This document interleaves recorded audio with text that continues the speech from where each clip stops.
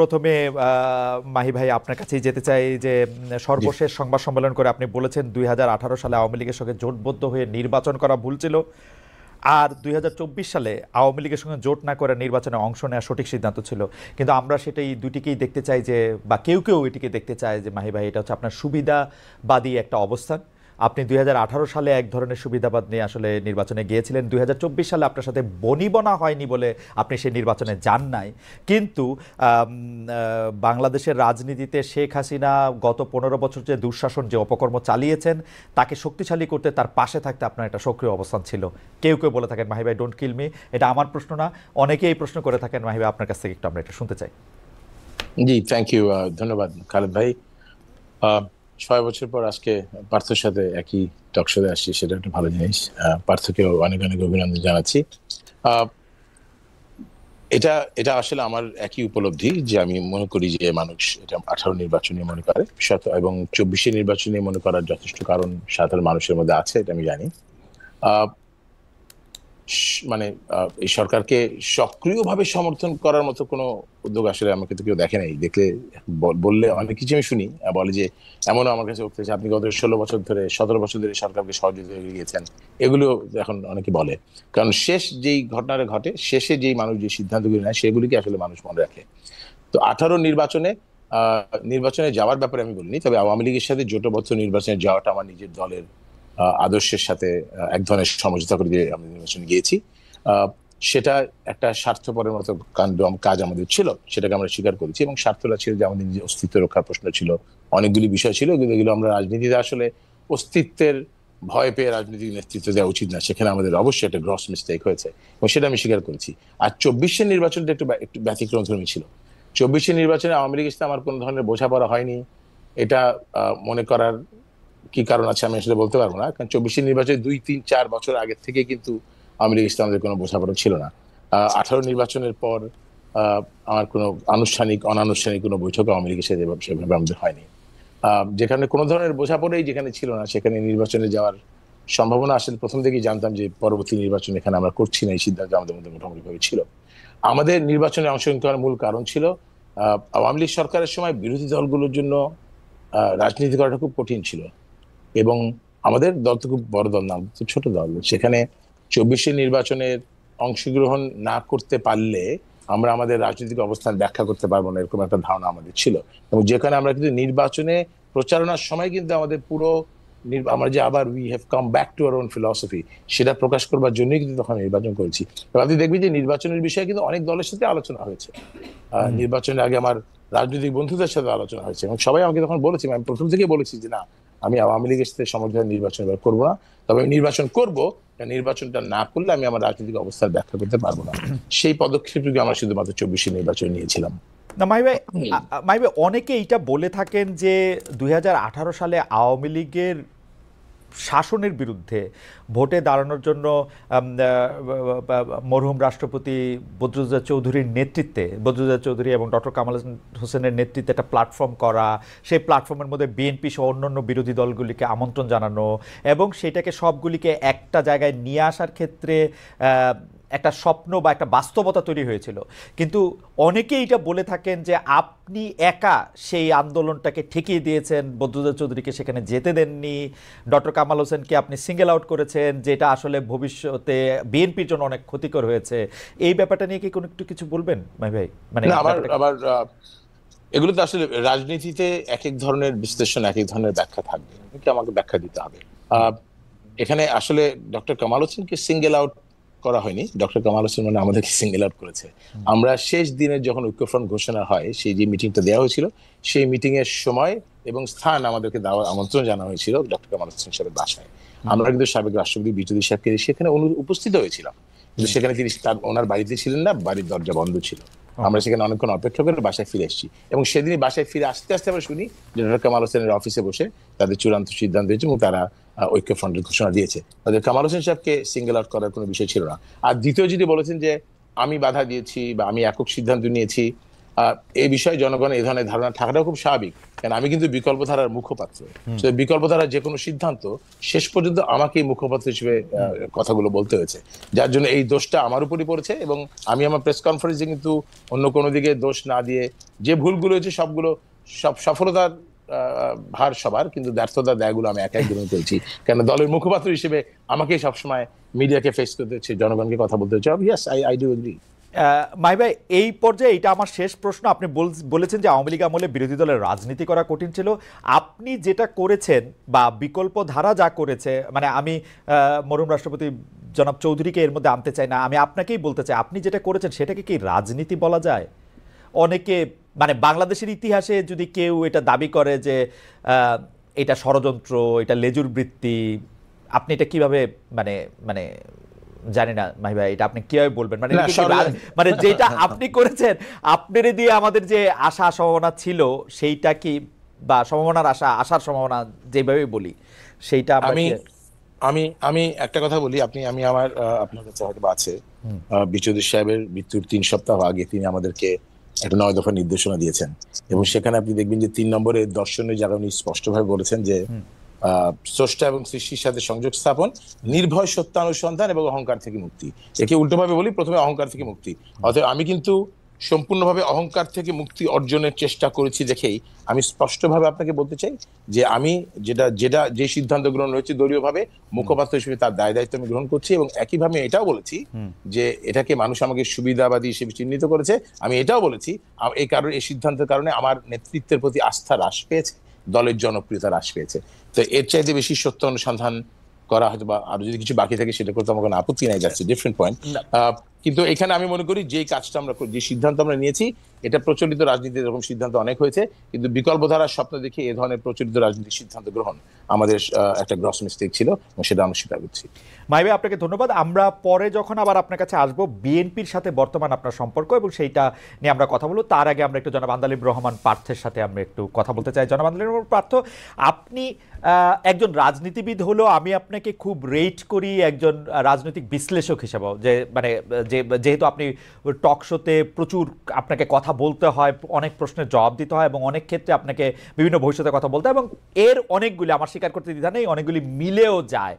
আমি এই জন্য আপনাকে একটু একটু একটু ফরওয়ার্ড লুকিং প্রশ্ন করতে চাই যে গত কয়েক বছর ধরে জনাব তারেক রহমানই আসলে বিএনপির হাল ধরে আছেন। বেগম খালেদা জিয়া চিকিৎসার জন্য লন্ডন গেলেন, শেখ হাসিনা জনরোষে বাংলাদেশ থেকে বিতাড়িত। রাজনীতির এই পরিবর্তনটা আপনি আসলে কিভাবে দেখছেন? নতুন নেতৃত্বে নতুন রাজনীতির সূচনা কি হতে চলেছে? বিশেষ করে 90-এর পর যদি আমরা আওয়ামী লীগ ও বিএনপির শাসনকাল যদি বিশ্লেষণ করি, সরকারে বা ক্ষমতায় এলে মানে এটা একটা, এই প্রশ্ন বারবার হচ্ছে যে তারা যে গণতান্ত্রিক থাকবেন, কর্তৃত্ববাদী হবেন না, সেরকম কি মনে হচ্ছে? মানে এই নেতৃত্বে যারা আছেন, এটা তো অবশ্যই ঠিক, জনাব তারেক রহমানই আসলে 20-22 বছর ধরে অন্ততপক্ষে দলের ডেপুটির হালটি ধরে আছেন, কিন্তু মানে এই নেতৃত্বের ক্ষেত্রে কি কোনো পরিবর্তন আসছে? ব্যক্তি মানুষ না, আদর্শের, দৃষ্টিভঙ্গির আপনি কিভাবে দেখছেন? যদি একটু। আপনাকে ধন্যবাদ খালেদ, আপনি তো অনেক ওয়াইড একটা প্রশ্ন করেছেন আমাকে। আমি একটু ব্যাকগ্রাউন্ডে যাব। দেখুন, আপনি সমষ্টিগতভাবে যদি বাংলাদেশের রাজনীতির অবস্থা দেখেন, গত 17 বছরে যে একটা ভীতির সংস্কার, ভীতির একটা সংস্কৃতি আমাদের রাজনীতিতে ছিল, যার কারণে 17 বছর কিংবা 20 বছরে ভালো মানুষগুলি রাজনীতি থেকে দূরে সরে যায়। এই কারণে অফকোর্স একটা ভ্যাকুয়াম সৃষ্টি হয় রাজনীতিতে, কারণ 17 বছর আপনি জানেন যে কোনো রাজনীতি করতে গেলেই একটা গুম খুনের একটা ধারণা ছিল, বা মানুষ রাজনীতিবিদদের উপরে কেন জানি এমন, মানে কেন জানি বলবো না, মানুষের যথেষ্ট রিজন ছিল রাজনীতিবিদদের থেকে দূরে সরে যাওয়া। এবং বলে না যে জোকাররা যখন পার্লামেন্টে যায় তখন জোকাররা মেম্বার অফ পার্লামেন্ট হয় না, পার্লামেন্টটা সার্কাস হয়ে যায়। তো গত 3টা বছর, তিনটা টার্ম অনেকটা এরকমই একটা অবস্থান ছিল।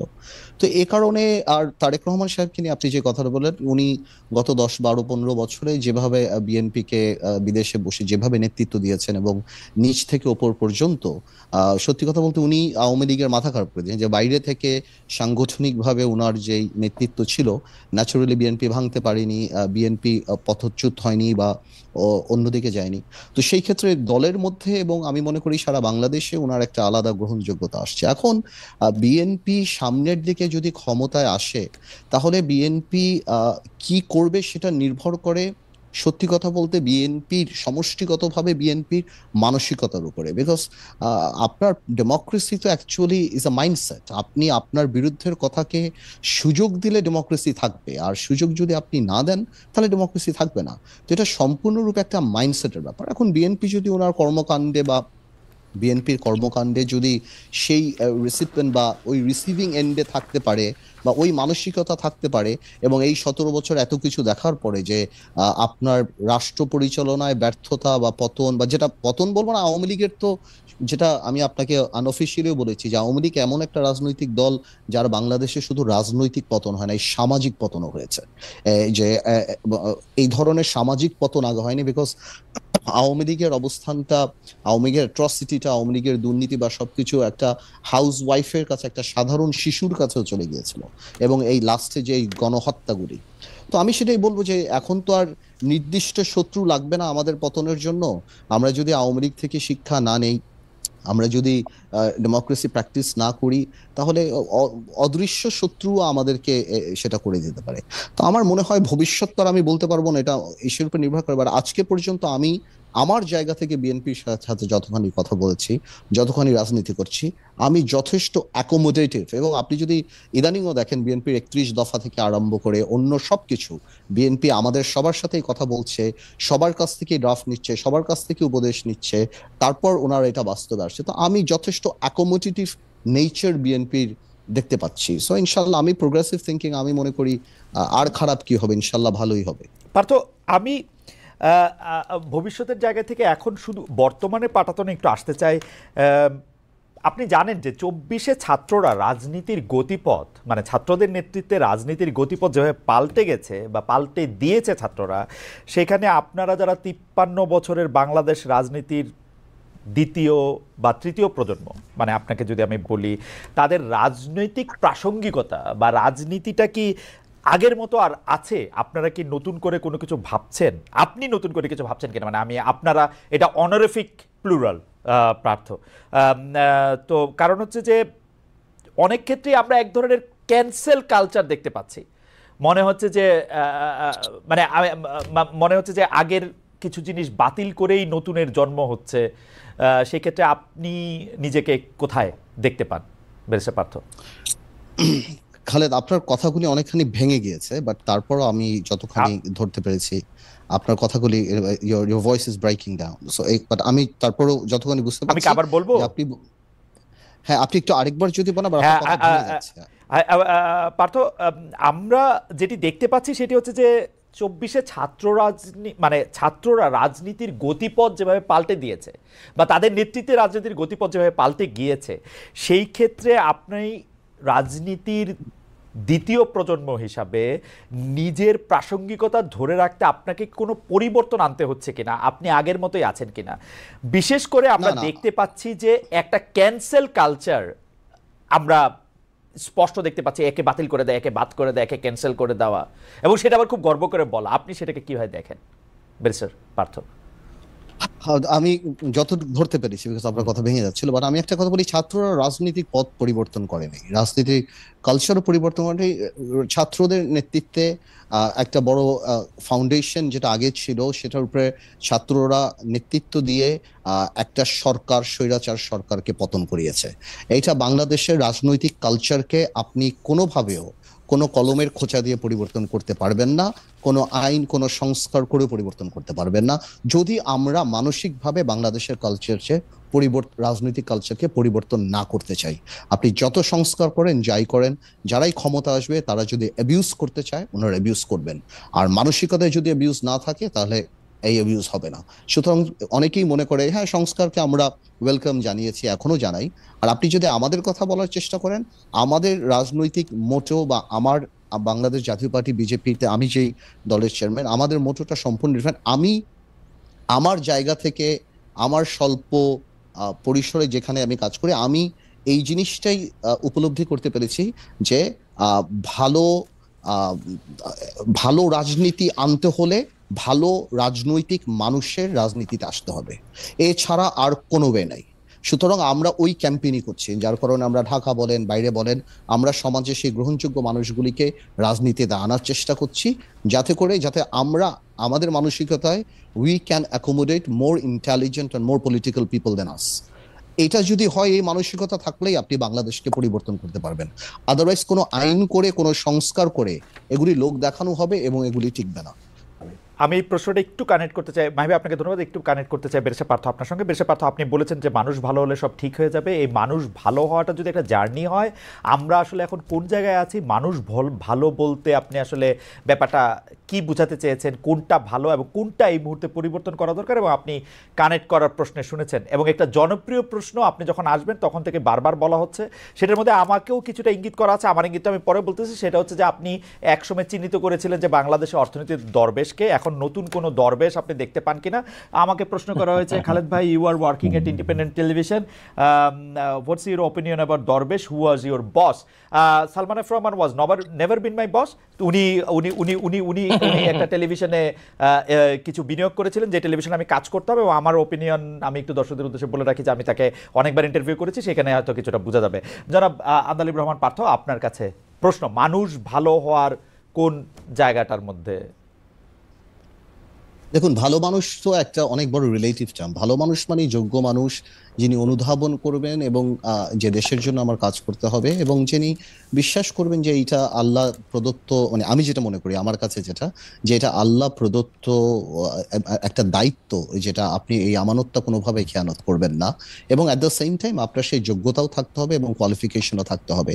এখন ভালো মানুষদের গত 17-18 বছরে রাজনীতিতে না আসার যেরকম একটা ফিল্ড বানানো হয়েছে, তো আমি কাউকে ছোট করবো না, যদিও লেখাপড়া সবকিছুই না, বাট তারপরও আমি এক উদাহরণ দিয়ে দেখি। দেখুন, যখন আপনি ইংল্যান্ডে বা আমেরিকাতে কারা আসে অক্সফোর্ড, কেমব্রিজ, হার্ভার্ড থেকে, আর আমাদের এখানকার লোকাল পলিটিক্সের ব্যাকগ্রাউন্ডটা কোথা থেকে আসে?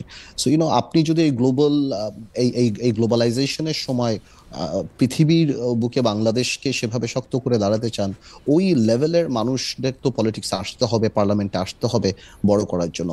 আজ থেকে 30, 40, 50 বছর আগে কারা রাজনীতি করতো, কোন লেভেলের লোক রাজনীতি করতো, আর এখন আজকে কারা বাংলাদেশে রাজনীতি করতে ইচ্ছুক, কারা মেম্বার অফ পার্লামেন্ট হতে ইচ্ছুক?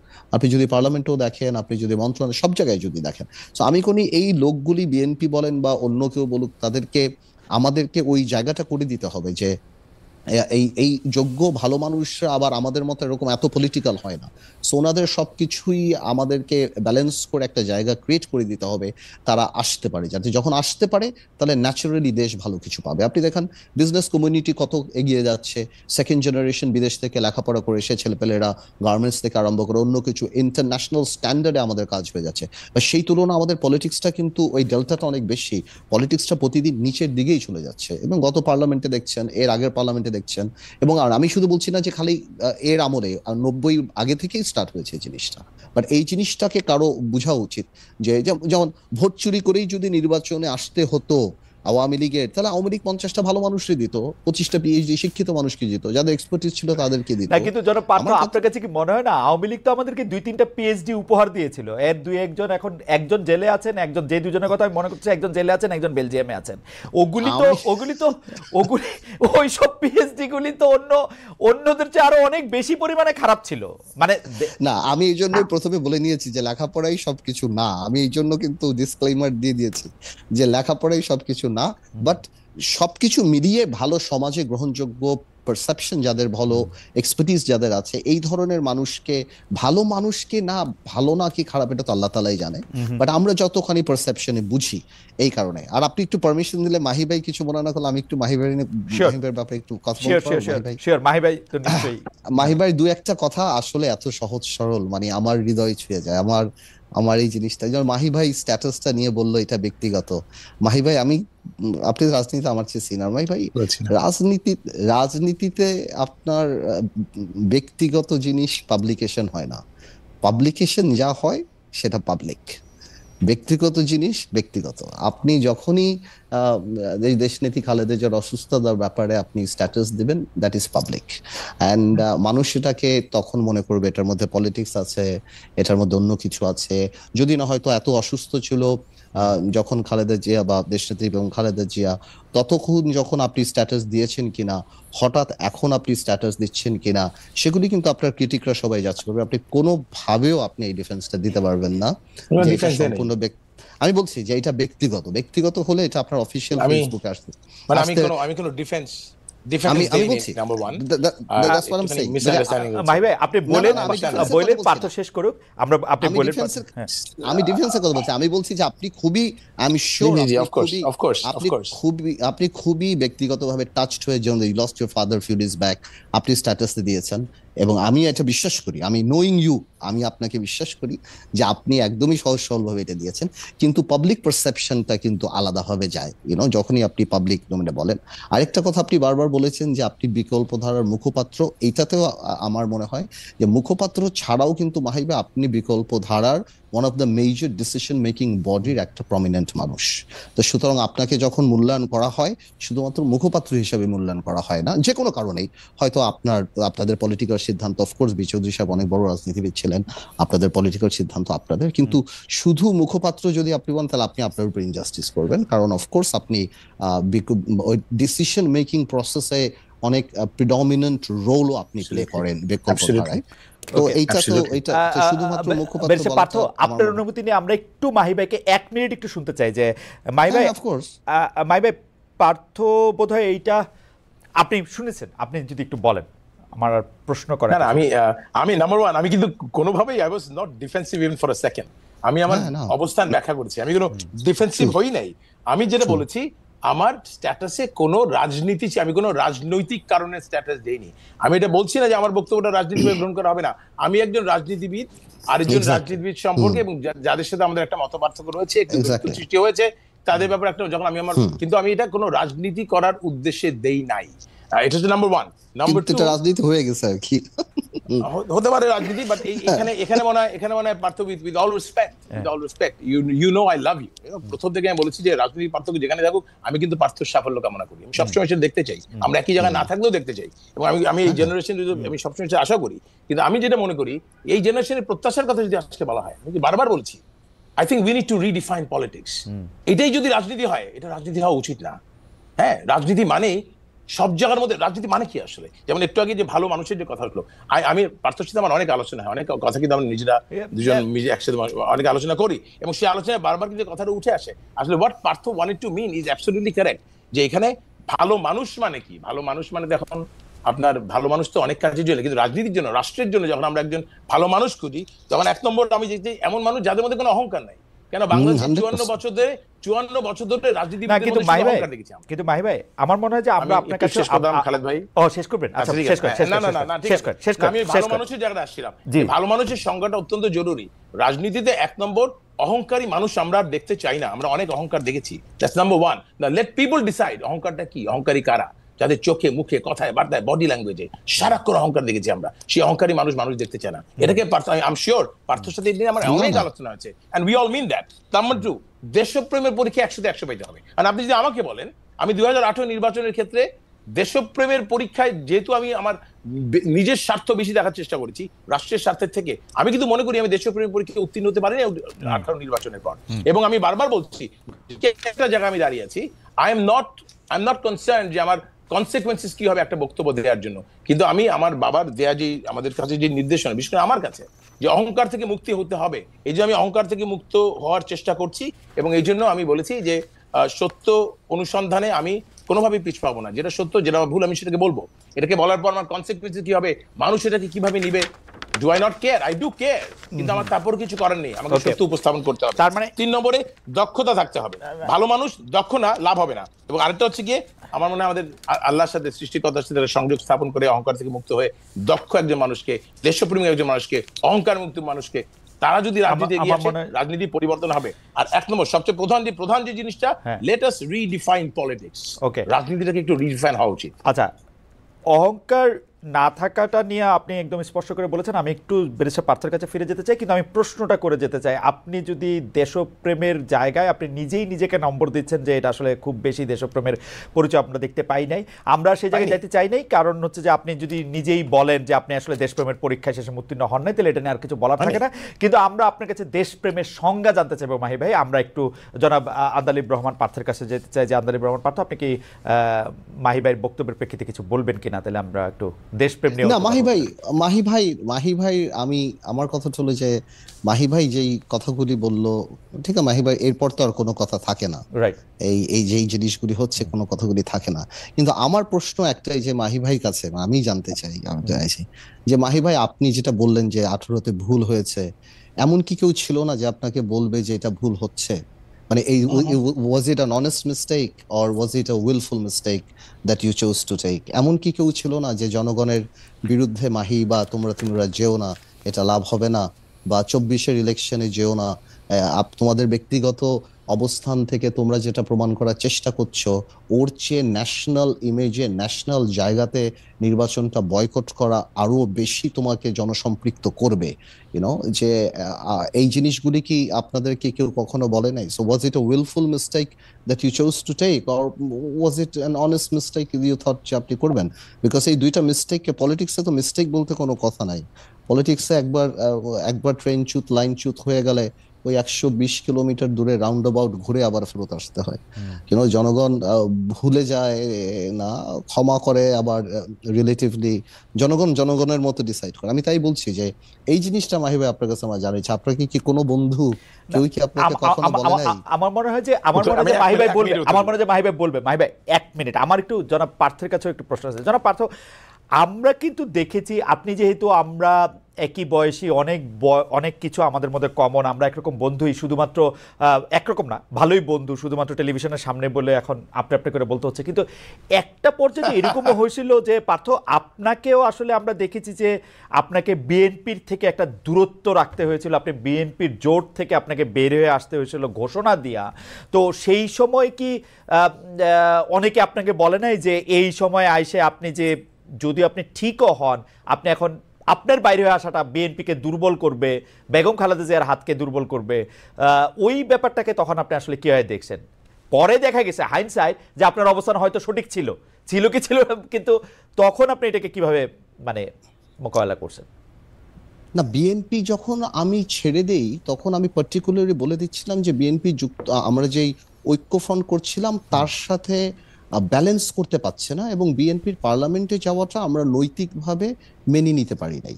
ইট ওয়াজ 100% পলিটিক্যাল সিদ্ধান্ত। আমি বের হয়ে বিএনপিকে গালি দেই নাই, আমি বের হয়ে খালেদা জিয়া বা তারেক রহমান বা বিএনপির কোনো সিদ্ধান্ত নেওয়ার প্রক্রিয়াকে গালি দেই নাই। আমি থাকা অবস্থায় বিএনপি যে সিদ্ধান্তগুলি নিয়েছিল সেগুলি নিয়ে আমি কোনো প্রশ্ন করি নাই। সাধারণত ঐক্য ভেঙে, দল ভেঙে মানুষ যেভাবে অ্যাটাকে যায়, আমি সেরকম কিছু করি না। আমি বুঝতেছিলাম যে ডক্টর কামাল হোসেনের আসার পর বিএনপি ঐক্যফ্রন্ট আর 20 দলকে ওই ওই ওই ব্যালেন্সটা বিএনপি ড্র করতে পারছে না পলিটিক্যালি, এবং আমার ডিসিশনটা কারেক্ট ছিল, কারণ আমি ছেড়ে দেওয়ার 6 মাসের মাথায় বিএনপি ঐক্য ভেঙে দিয়েছে। সো পলিটিক্যালি আমি যেটা রিয়েলাইজ করেছি বিএনপি সেটা 6 মাস পর রিয়েলাইজ করেছে।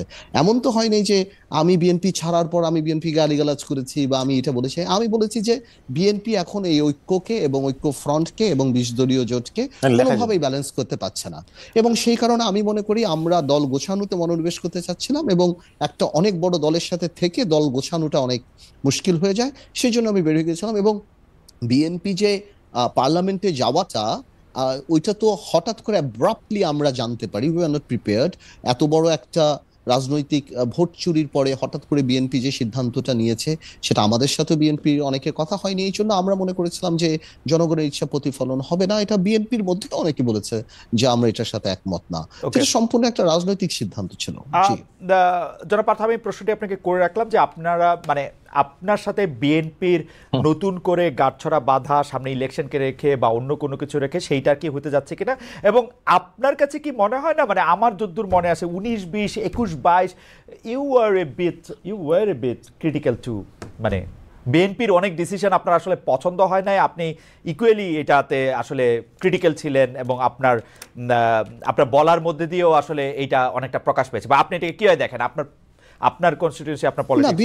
বিএনপির ক্রিটিক্যাল কোনো ব্যাপার এখনো হলে আমি বলতে পারি যে বিএনপি, আমি এটার সাথে একমত না, বা বিএনপি এটা ঠিক করছে না, বা বিএনপি এটা ভুল করছে না, এটার সাথে তো এটা বস্তুনিষ্ঠ সমালোচনা রাজনৈতিক দল হিসাবে আমরা করতেই পারি যে কোনো কিছু।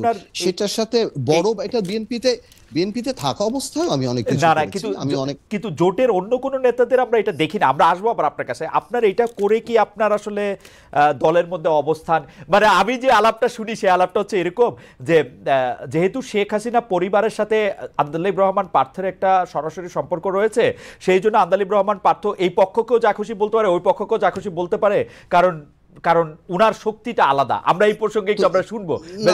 শেষ করি। আচ্ছা ঠিক, আমি তো শেষ করে দিই। আচ্ছা ঠিক আছে, মাহি ভাই বলে আসুন। হ্যাঁ, না আমার একটু মাহি ভাইকে শোনার আগেও আমাকে একটু দর্শকদের কথা শুনতে হবে।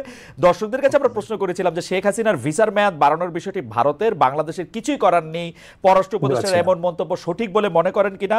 শতকরা ৭৫% দর্শক মনে করছেন যে এটি সঠিক না মনে করছেন শতকরা ২৫% দর্শক, ৭০,০০০ দর্শক ভোট দিয়েছেন।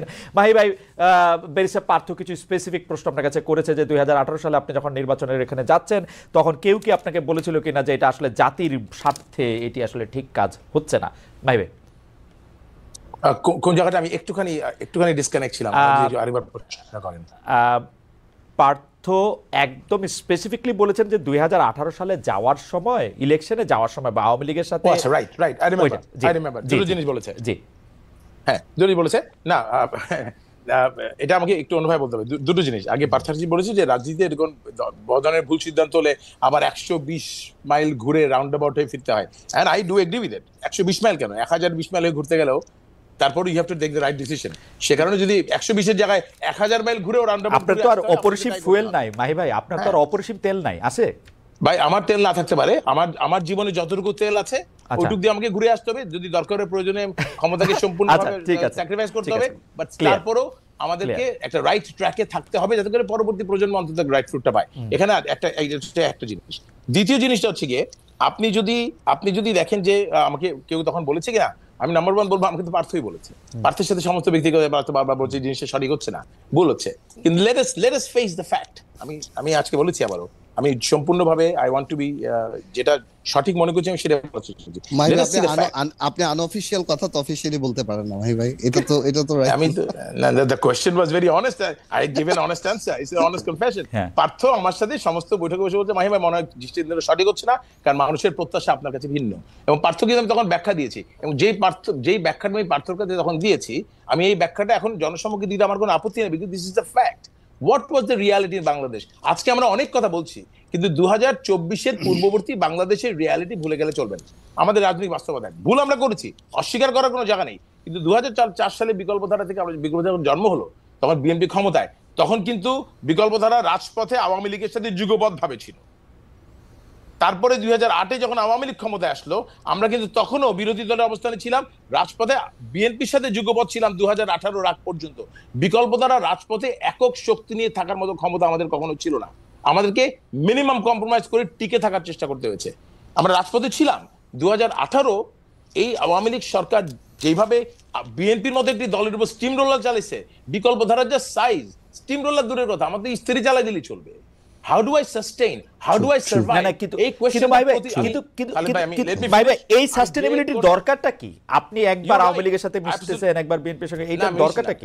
না এটা let us redefine politics again. আমার কোন রাজনৈতিক দলের সাথে মিশতে, মাখামাখি করতে কোনো আপত্তি নাই, কিন্তু নিজের দর্শন বিসর্জন দিয়ে সে রাজনীতি জোট বেঁধে নির্বাচন করাটা, সেটার মধ্যে আমি দোষের জিনিস দেখি। যারা বাংলাদেশের রাজনীতি করে তাদের সবার মধ্যে একটা ওয়ার্কিং রিলেশনশিপ থাকতে হবে, সেখানে কোনো সমস্যা নাই। আমরা যুগপথ আন্দোলন করেছি, আমরা কিন্তু জোট করি নাই, কিন্তু যুগপথ আন্দোলন ছিলাম। কিন্তু 18 নির্বাচনে বিএনপির সাথে হঠাৎ করে ডক্টর কামাল হোসেন নেতৃত্ব হয়ে যাওয়ার পরে আমাদের সাথে যে দূরত্বতার সৃষ্টি হলো, আর সেই সাথে গত 10 বছরে আওয়ামী লীগের বিরুদ্ধে আমাদের যে অবস্থান ছিল, আজকে বারবার মানুষ আমাকে 16 বছর তো না, আমি পার্থর সাথে আমরা সেই আপনার গণজাগরণ মঞ্চের সময় থেকে প্রতিদিন বিএনপির কোন নেতাও এভাবে রাজপথে সামনের দিকে এগিয়ে এসে মিডিয়াতে এদেরকে চ্যালেঞ্জ করেনি, আমরা যেভাবে তখন চ্যালেঞ্জ করেছি।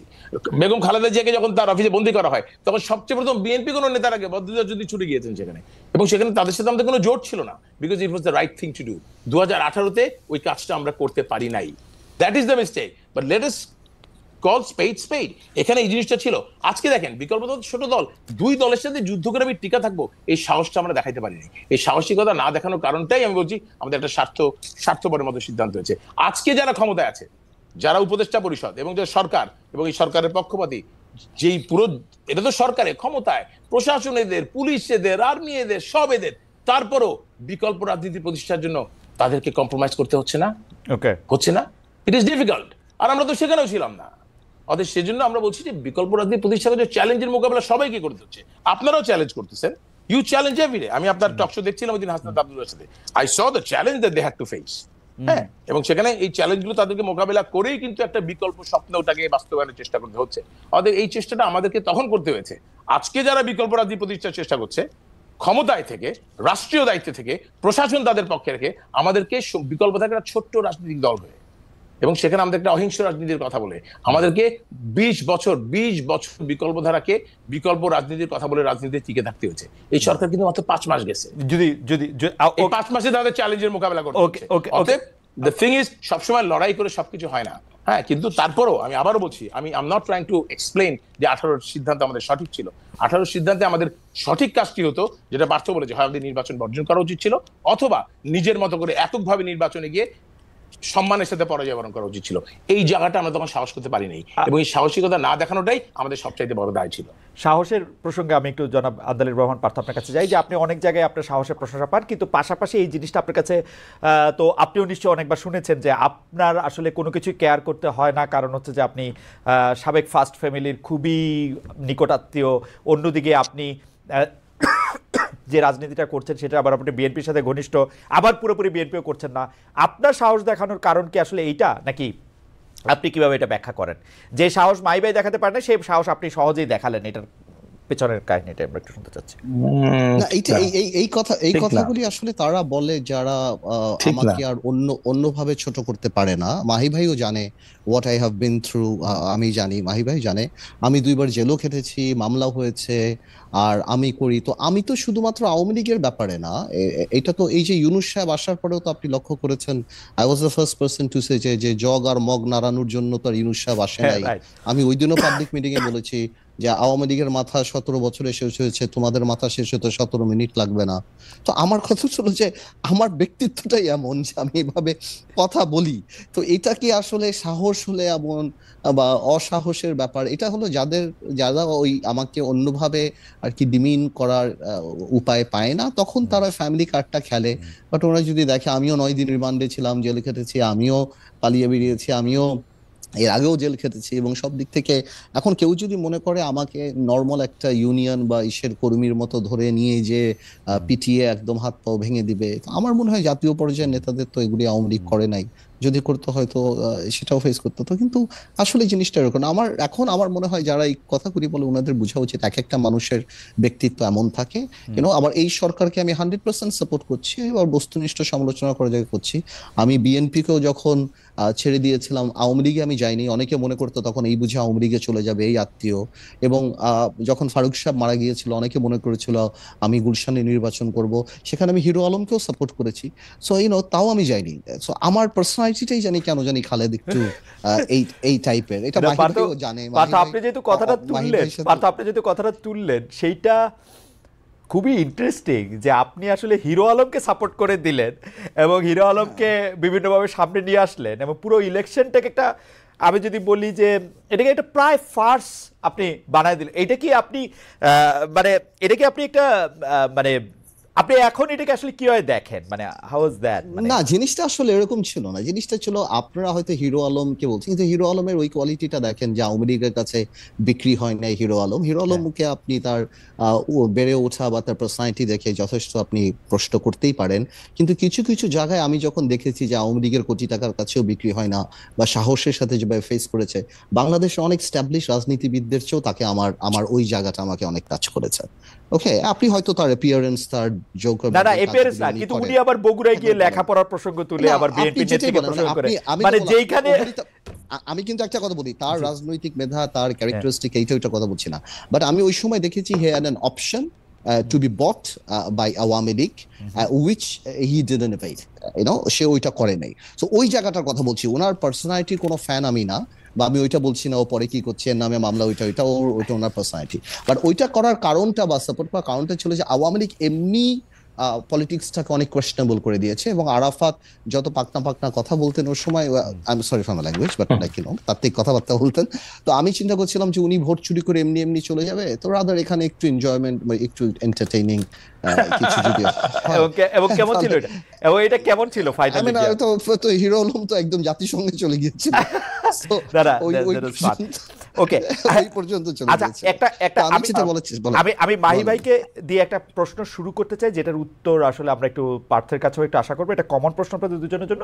সেটি হচ্ছে যে এরকম পাকিস্তান একটা ভালো উদাহরণ না, মানে পাকিস্তান তো অনেক রকম ঝামেলার মধ্যে দিয়ে গিয়েছে, সংবিধান হইতে দেরি হয়েছে, বহুবার বহু সামরিক শাসন হচ্ছে, কিন্তু ইমরান খান কিন্তু মুসলিম লীগ আর পিপলস পার্টির প্রাধান্য খর্ব করে তেহরিকি ইনসাফকে পাকিস্তানে একটা বড় দল করতে পারছেন আর কি। এটাতে নিয়ে বাংলাদেশে আওয়ামী লীগ ও বিএনপির বাইরে বিকল্প কোনো দল রাজনৈতিকভাবে সেভাবে বড় হওয়ার একটা সম্ভাবনা কি আপনারা দেখেন? তবে এখানের মধ্যে একটু বইলা রাখা ভালো যে পাকিস্তানের ব্যাপারটা তো হচ্ছে যে ওরা জানি কেমনি করে বলে 3A মনে হয়, যে আলেম, আর্মি, আরেকটা জানি কে, যে ওরকম আর্মি, বিশেষ করে আর্মি যারা ব্যাক করে তারা একটা বড় দলের মধ্যে এটা আসলে পরিণত হয়। আপনারা এরকম কোনো কিছু দেখেন কিনা এই সরকারের মধ্যে এখন যারা আছেন? আমরা শুনতেছি নতুন দল হবে, সেটাও সেরকম দেখেন কিনা? মাহি ভাইকে আগে শুনি, তারপর আমরা পার্থকে শুনবো এই ব্যাপারে। জি, থ্যাংক ইউ। আমি পাকিস্তানের বিষয়টা আসছি, কিন্তু এর আগে পার্থ অনেকগুলো গুরুত্বপূর্ণ কথা বলছি, আমি 30 সেকেন্ডে শেষ করবো। একটা হচ্ছে কি, যে জিনিসটা বলেছে আপনি, যেটা পার্থ সম্পর্কে যেটা বললেন, যে অনেকে বলে যে ফার্স্ট ফ্যামিলির সাথে তার সম্পর্ক ছিল। আসলে কি খালেদ ভাই, আমি তো আজকে একটু it could be a little dangerous, because আমি ওই একেবারেই খোলা মন নিয়ে কথা বলছি তো আজকে, এবং খোলা মন নিয়ে বলবো, তবু আমি চেষ্টা করবো যে যতদূর পর্যন্ত পাবলিক ডোমেইনে বলা যায় সেগুলি আমি বলছি। কিন্তু সত্যি কথা বলতে, আজকের আপনার এই টক শোটা যদি আমার আর পার্থর মাঝে মাঝে রাত্রেবেলা কিন্তু অনেক গভীর রাত পর্যন্ত আলোচনা হয়, সেই আলোচনা যদি আপনি আপনার রেকর্ডে করতে পারতেন, তাহলে সেটা যে কি হতো আমি জানি না আসলে। হ্যাঁ, বিকজ সেখানে আমাদের সত্যিকারের সত্যানুসন্ধান, আমাদের মনের কথা, আমরা আসলে কি চাই সেগুলো জানে। পার্থ বারবার যে বলছে যে মাহি ভাই জানে, ইট ইজ কারেক্ট। আমি জানি পার্থকে, এটা কিন্তু সত্য যে পার্থর তার নিজের দিক থেকে বলেন, তার শ্বশুরবাড়ির দিক থেকে বলেন, এই ফ্যামিলির সাথে পরিচয় রয়েছে, এবং এই পরিচয়টা কিন্তু সে অস্বীকার করতে পারে না। তার এই পরিচয়ের ভিতর দিয়ে তাকে যে রাজনীতিটা করতে হয়েছে, তাকে কি ফেস করতে হয়, এটা কিন্তু মানুষ জানে না।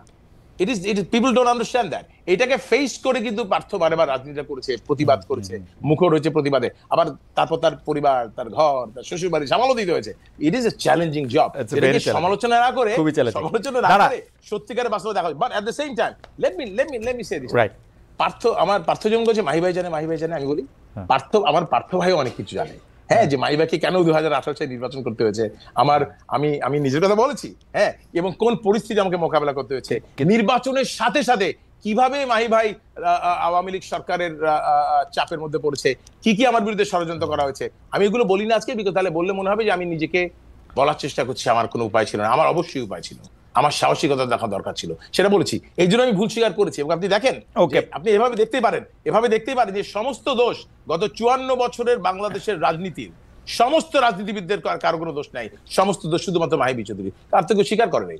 এভাবে আপনি দেখতেই পারেন বিষয়টাকে, যার যদি কেউ স্বীকার করে নাই, তাদের ভুল স্বীকার করার কিছু ছিল না। যা ভুল রাজনীতিতে হয়েছে, মাহি চৌধুরী হয়েছে, কিন্তু আল্লাহর রহমতে, আল্লাহ তাআলার রহমতে হাতে রক্তের দাগ। 30 সেকেন্ড, মানুষকে আমার মনে হয় যে আমার বক্তব্য আপনার পক্ষে পরিষ্কার ভাই, মানে তেহরিকি ইনসাফের বিষয়টা না, তেহরিকি ইনসাফ এখন আজকে এসে তেহরিকি ইনসাফ এটি রাজনৈতিক ভিত্তির উপর দাঁড়িয়েছে, জনভিত্তির উপর দাঁড়িয়েছে। তেহরিকি ইনসাফ প্রথমে যখন তারা রাষ্ট্র ক্ষমতা এসেছিল নির্বাচনের মাধ্যমে, তখন তাদের জনভিত্তির চাইতে সেনাবাহিনীর ভিত্তি অনেক বেশি ছিল। সেনাবাহিনীর ভিত্তির উপর দাঁড়িয়ে বাংলাদেশে এরকম হয়েছে, আমাদের এরশাদ সাহেবের দল তৈরি হয়েছে সেনাবাহিনীর ভিত্তির উপর। এই মুহূর্তে বাংলাদেশের, আমি যেটাকে আমরা প্রজন্ম কি বলে, জন আকাঙ্ক্ষা, বিপ্লব চেতনা, এগুলি না বলে আমি বলি এখন একটা প্রজন্ম আকাঙ্ক্ষার জন্ম হয়েছে। এবং এই প্রজন্ম আকাঙ্ক্ষায় আমরা অনেকেই এই 24-এর গণ অভ্যুত্থানের প্রজন্ম আকাঙ্ক্ষার সাথে কানেক্ট করতে পারছি না, অনেকেই পাচ্ছি না, বড় বড় রাজনৈতিক দলগুলোও পাচ্ছি না। এবং এটা না পারার ফলাফল কিন্তু শুভ হবে না। এটাও কিন্তু আমার সাথে পার্থর অনেক আলোচনা হয়েছে। আজকে বিএনপি অনেক বড় রাজনৈতিক দল, এই অভ্যুত্থানের মাধ্যমে বিএনপির জন্য কিন্তু একটা বিশাল ইতিহাস সৃষ্টি করার সুযোগ সৃষ্টি হয়েছে। আর সেই ইতিহাস বিএনপি সৃষ্টি করবে কিনা, কানেক্ট করবে কিনা, বিএনপির রাজনীতি নির্ভর করবে। আজকে জামাতের সামনে একটি সুযোগ সৃষ্টি হয়েছে, জামাত তার সেই জায়গাটায় দাঁড়িয়ে আজকে নিজেকে ব্যাখ্যা করবে কিনা, Okay. 71-এর সাথে কানেক্ট করতে পারবে কিনা। অতএব আমি মনে করি এখানে আজকের বাংলাদেশের যেই বাস্তবতা, এই বাস্তবতায় যে প্রজন্ম আকাঙ্ক্ষা, এই প্রজন্ম আকাঙ্ক্ষার বাইরে যাওয়ার কোনো সুযোগ কারো নাই, সেনাবাহিনীরও নাই। Okay. অতএব এখানে প্রজন্ম আকাঙ্ক্ষার মাধ্যমে বাংলাদেশে যে পরিবর্তন আসার, সেই পরিবর্তন আর চলে আসছে। We are probably some of us in a denial. এই ডিনায়াল থেকে বেরিয়ে এসে এটাকে গ্রহণ করে, ভুল স্বীকার করে সামনের দিকে এগিয়ে যাওয়া ছাড়া আমাদের কারোরই মনে সামনে কোনো রাস্তা খোলা নেই।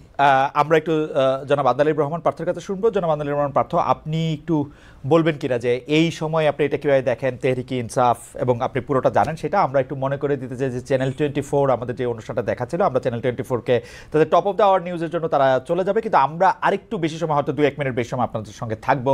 আমি আগে সেই জন্য ঘোষণা দিয়ে রাখলাম চ্যানেল 24 সেটা যাওয়া। আমি জনাব আদালির রহমান পার্থ, আপনাদের সঙ্গে কথা বলা, বিশেষ করে আপনার সঙ্গে কথা বলা তো সবসময় আমার জন্য খুবই আনন্দদায়ক। আপনার সাথে কিছু আনন্দ শেয়ারও করতে চাই। মাহি ভাইও এখানে আসেন, তো আনন্দ আরও একটু বাড়লো। জনাব ইউনিটি স্ট্রেংথ, উনি আমাদের একজন দর্শক, উনার নাম ইউনিটি স্ট্রেংথ। উনি আমাকে বলেছেন যে খালেদ, তুই আমার সামনে আসতে পারবি, তোকে আপ্যায়ন করতে চাই। ইন্টারেস্টিং।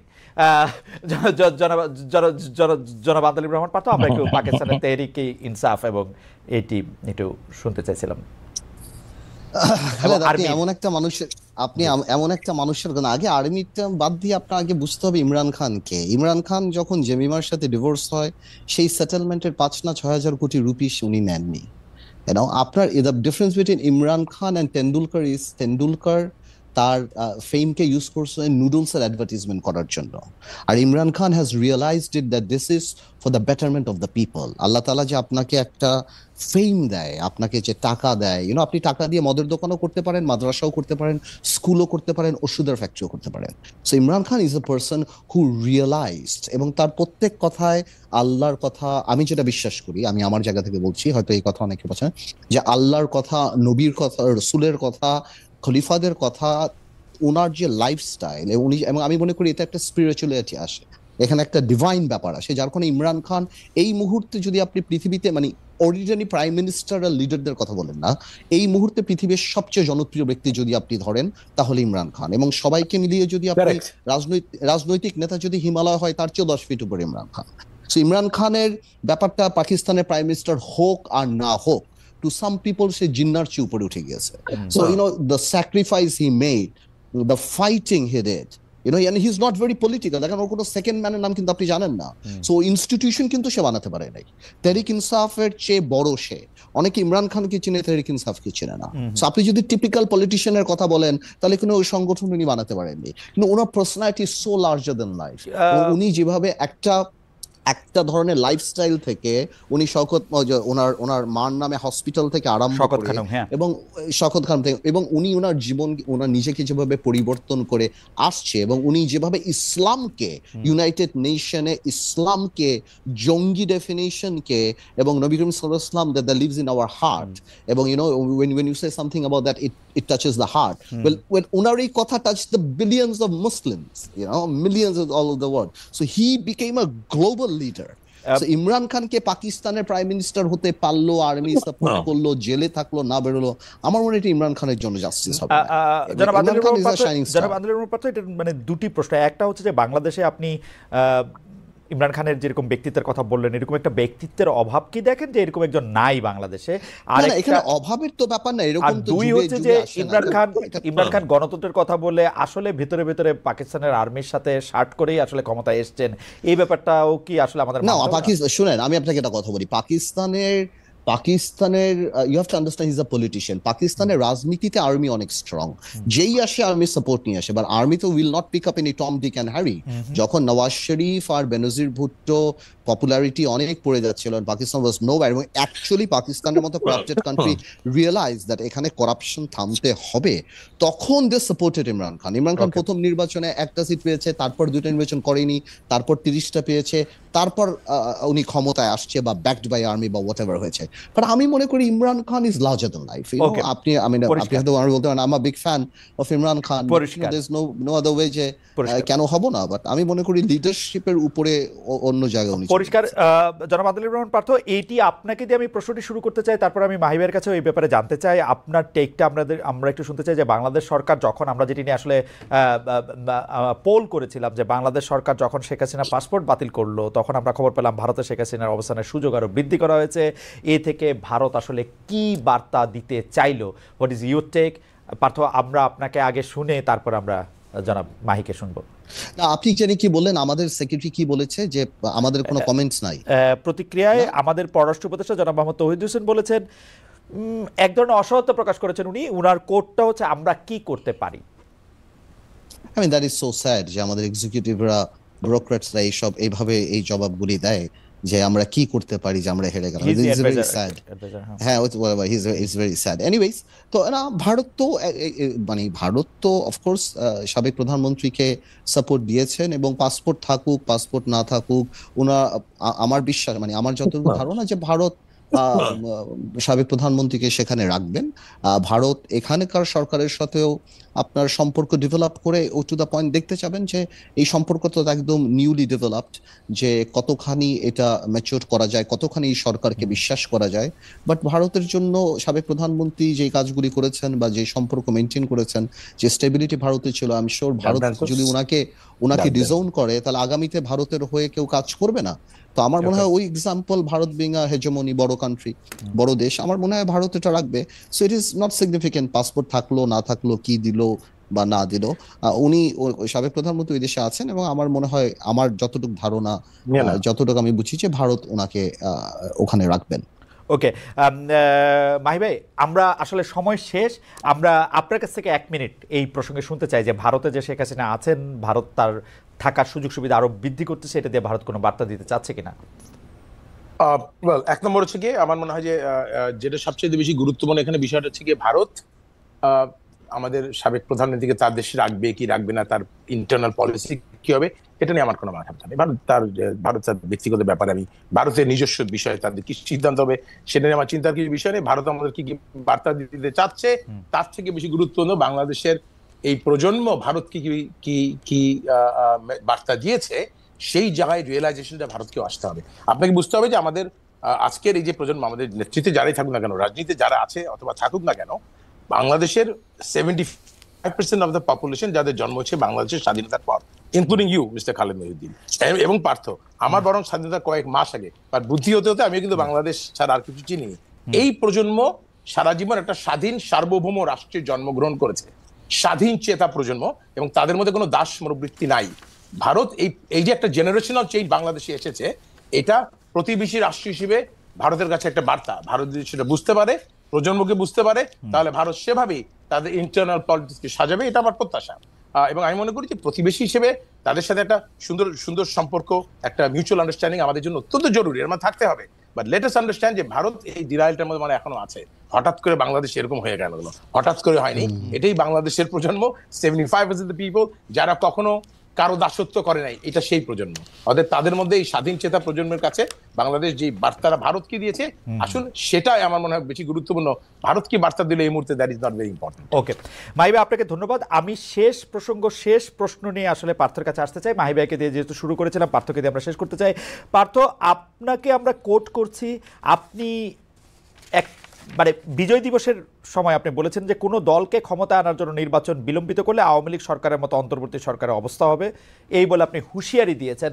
আমরা এটি, আপনি একটু 1 মিনিট বা 1.5 মিনিটে একটু ব্যাখ্যা বা ইলাবোরেট করবেন কিনা, কেন আপনাকে এটি বলতে হলো কোনো দলকে ক্ষমতায় আনার জন্য নির্বাচন বিলম্বিত করলে আওয়ামী লীগ সরকারকে অন্তর্বর্তী সরকারের মতো, আওয়ামী লীগ সরকারের মতো অন্তর্বর্তী সরকারের অবস্থা হবে? না, আমি মিন করেছি যে ছাত্ররা দল করছে, ভালো কথা, বাট ছাত্রদের দলকে বা পাকাপোক্ত করার জন্য, মানে প্রশাসন দিয়ে সাহায্য করার জন্য, হেলিকপ্টার প্রোভাইড করার জন্য, কম্বল দেওয়ার জন্য, বা অন্য কোনো কিছু করার জন্য যদি এই সরকার নির্বাচনকে প্রলম্বিত করে, 10 কোটি 11 কোটি ভোটার যার দিকে তাকিয়ে আছে, আমি মনে করি সেটা রাজনৈতিক হবে না। ছাত্ররা যদি করতে চায় দল করবে, যে যথেষ্ট স্যাক্রিফাইস ছাত্রদের আছে, যথেষ্ট রিস্ক তারা নিয়েছেন, জনগণের মনের জায়গায় তাদের তাদের একটা অবস্থান আছে, আমি বলি that is enough to take it. কিন্তু তাদেরকে ক্ষমতায় আনার জন্য পাকাপোক্ত করে কোনো পার্টিকুলার দল আসতে পারবে না, কাকে মাইনাস করা, এটা জনগণ ঠিক করবে। এবং এই জন্য জনগণকে মানে নির্বাচনকে বিলম্বিত করার যদি কোনো পায়তারা থাকে, আমি শিওর সেখানে আন্দোলন হবে, সেখানে অনেক কথা থাকবে, অনেক কিছু থাকবে। আমি সেটাই মিন করার চেষ্টা করেছি, আর কিছুই না।